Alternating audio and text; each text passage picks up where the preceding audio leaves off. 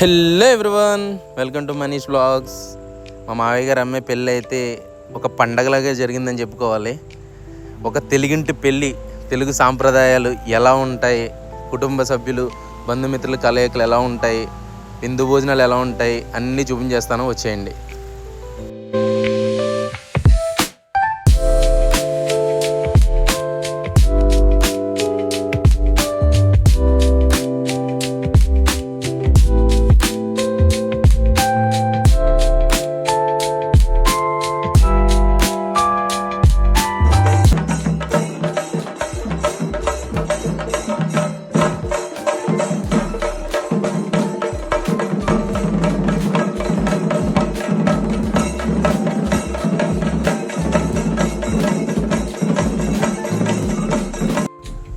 కేరళ డొప్పులతో, డోలు సన్నాయిలతో వరడికి అయితే grand welcome ఇచ్చేసాం.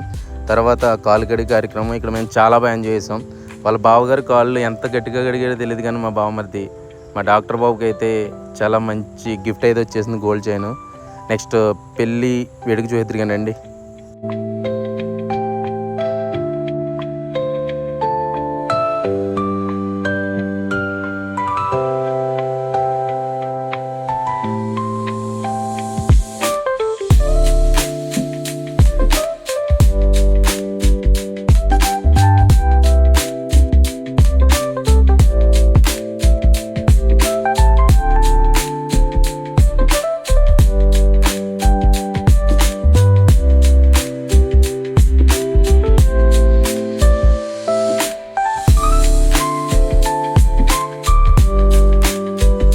సో ఎంతో కన్నుల పండుగగా ఇలా పెళ్ళి కార్యక్రమం అయితే ముగిసింది.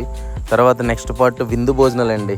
ఇవి మాత్రం స్పెషల్. మా కోనసీమలో అంటే ఈస్ట్ వెస్ట్లో కూడా విందు భోజనాలు, పెళ్ళి విందు భోజనాలు అయితే అస్సలు మిస్ అవ్వదు, ముందే చెప్తున్నాను.